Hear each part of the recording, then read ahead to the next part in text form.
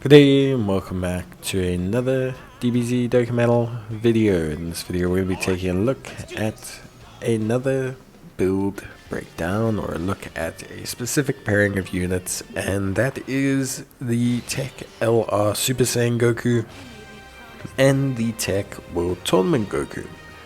Now, firstly, just to get it out the way, the tagline is the duo that never dies, but strictly speaking, one of these units has to die every single time.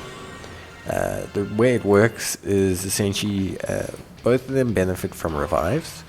Specifically, Super Saiyan Goku benefits from his own revive, whereas the TEQ World Tournament Goku benefits from any revive. And that's kind of how the system works. So before we go into their kind of kits in detail, the main premise behind these two as a functional pairing is that the TEQ LR Super Saiyan Goku will essentially get knocked out, absolutely obliterated when his health drops below 59%. However, he will automatically trigger the revive effect for himself, as well as also automatically trigger the full passive for the other TEQ World Tournament Goku. And once that occurs, that Goku then is basically essentially a huge brick wall who also augments and elevates the Super Saiyan Goku, who himself can be quite tanky. So let's talk a little bit about both of these units. So why do they work as a pairing? Well, barring the huge mechanical synergy that I just explained to you, where Goku can die and augment both Gokus, they do actually share, kind of your average, general, good, tanky kits. TEQ World Tournament Goku has pretty much one of the best aging kits in the game. He guards all attacks for one turn. He has a 50% chance to guard as well. He also has a high chance of nullifying Ki Blast supers directed at him. He also launches an additional attack that has a great chance of becoming a super attack for 4 turns when his guard is activated. And whenever his guard is activated, he gains additional defense. He also gains additional attack and defense every time he's hit. And he will have a guaranteed additional super attack, as well as guaranteed guard once that revive mechanic kicks in. Goku, on the other hand, pretty straightforward. The TEQ Super Saiyan Goku is a little bit different. He has attacks effective against all types, and he will have an additional defense of 59% within the turn after receiving an attack. He also has an additional Ki +1 and attack of 10% up to 59% with each attack received. If his HP is 60% or more, he will guard all attacks. If his HP is 59% or less, he will revive, obviously when knocked out as previously described. Once he has been revived, he will guard all attacks, have a high chance of crit, and of course he will be able to just be a lot tankier because of his guard mechanic. He also permanently raises defense on his 18 key, while greatly raising attack for 1 turn on his 12 key. Goku obviously is meant to get his 18 key, so that you can of course have him boost his defense. So even though you are planning on him to revive, where possible try to get those additional 18 key stacks, because it does help him out. Now in terms of link synergy, things aren't massive between the two. Okay, they really just have fierce battle.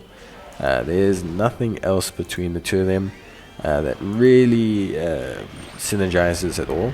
Goku is a Super Saiyan based Goku, so things like Golden Warrior, Super Saiyan, Kamehameha, etc. all really good for him. Whereas with the TEQ World Tournament Goku, he is obviously a baseline Goku, so there's no Super Saiyan, there's no Golden Warrior, and weirdly enough, there's also no Kamehameha, which I guess kind of makes sense because his moves, don't necessarily feature the Kamehameha. So yeah. Now, although they don't have a lot of links, that isn't a huge factor for them. You'll notice that Goku's defense gets to a very significantly high level, regardless of his linkage.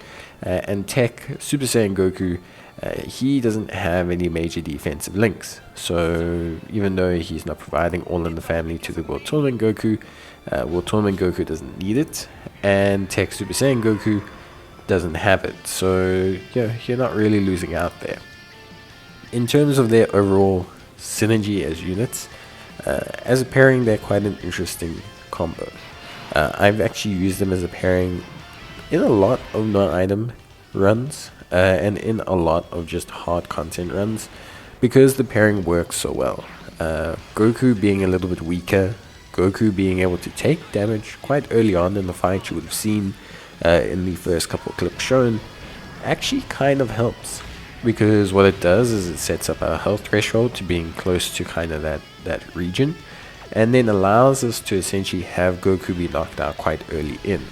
Now, although that may sound detrimental to use your revive early on, and it can be to a certain extent, what it does do is it essentially allows both Gokus to activate full passive and pretty much rock on from there.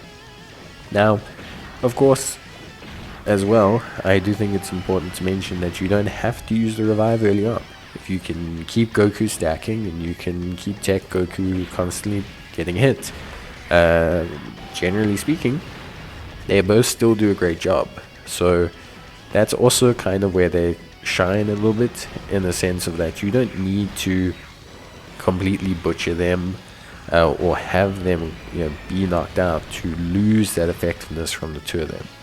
And I think that's very, very important.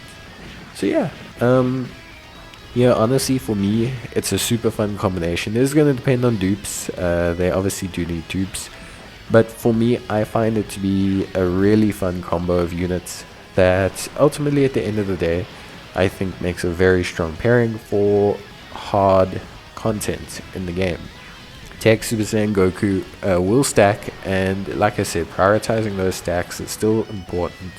But with both of them getting their guard, and with the way his multiplicative defense works after he gets hit, he can tank pretty well. The real challenge you're probably going to face isn't whether they die, but whether the rest of your team does. So try work on that instead.